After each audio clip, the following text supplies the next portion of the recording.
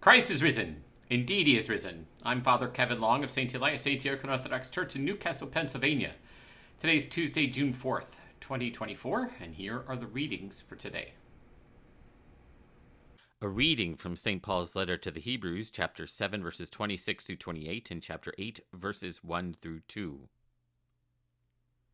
Brethren, it was fitting that we should have such a high priest, holy, blameless, unstained, separated from sinners, exalted above the heavens. He has no need, like those high priests, to offer sacrifices daily for his own sins and then for those of the people. He did this once and for all when he offered up himself. Indeed, the law appoints men in their weakness as high priests, but the word of the oath, which came later than the law, appoints a son who has been made perfect forever.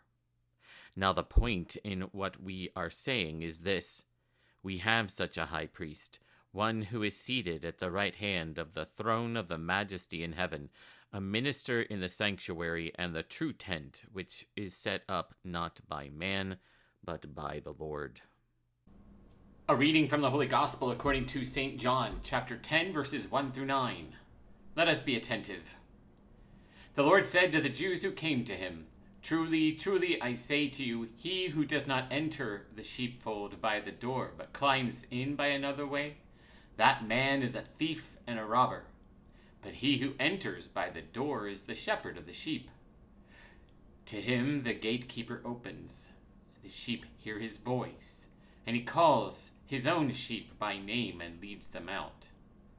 When he has brought out all his own, he goes before them, and the sheep follow him, for they know his voice. A stranger they will not follow, but they will flee from him, for they do not know the voice of strangers." This figure Jesus used with them, but they did not understand what he was saying to them. So Jesus again said to them, "Truly, truly, I say to you, I am the door of the sheep. All who come before me are thieves and robbers, but the sheep did not heed them. I am the door. If anyone enters by me, then he will be saved, and go in and out and find pasture. Glory to thee, our God. Glory to thee." Leadership. Culturally, we centralize power in leadership. We think of captains of industry, CEOs, presidents, a focus on a singular person, or maybe an agency. But whatever it may be, they wield power.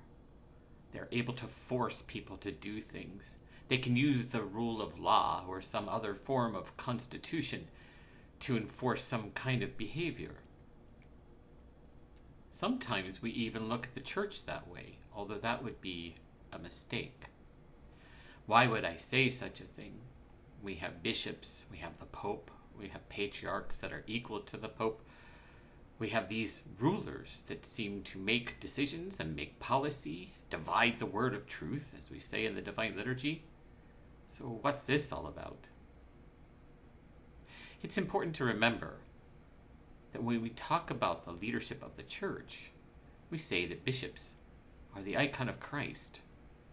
Now, Christ is God, so let's be careful with that particular image. But when we think of Christ, especially as he lived and taught on earth, what do we think about?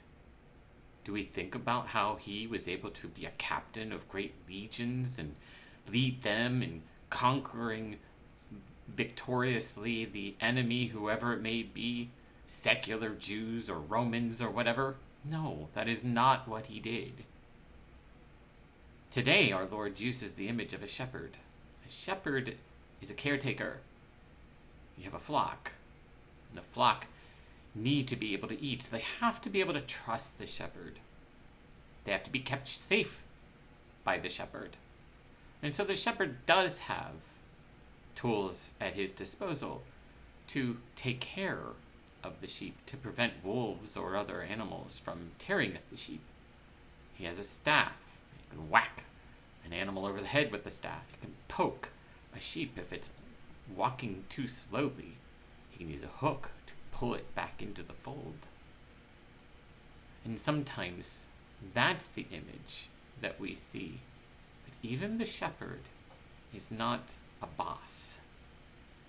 The shepherd is gentle, cares for the sheep, and the sheep know him and he knows the sheep. And that is the image of leadership in the church. Not one of wielding great power and authority like you have in American government or other leadership kinds of capacities, but rather a gentle, humble servant, one caring for the sheep, willing to lay down his life for the sheep, because that's what Christ did. That is the image. It is one of kenosis, self-emptying, humility, gentleness, kindness, meekness. In those gentle phrases, the sheep find comfort and rest. And that is the image of leadership in the church. Christ is risen. Indeed, he is risen. I hope you have a great day, and God willing, we'll see you tomorrow.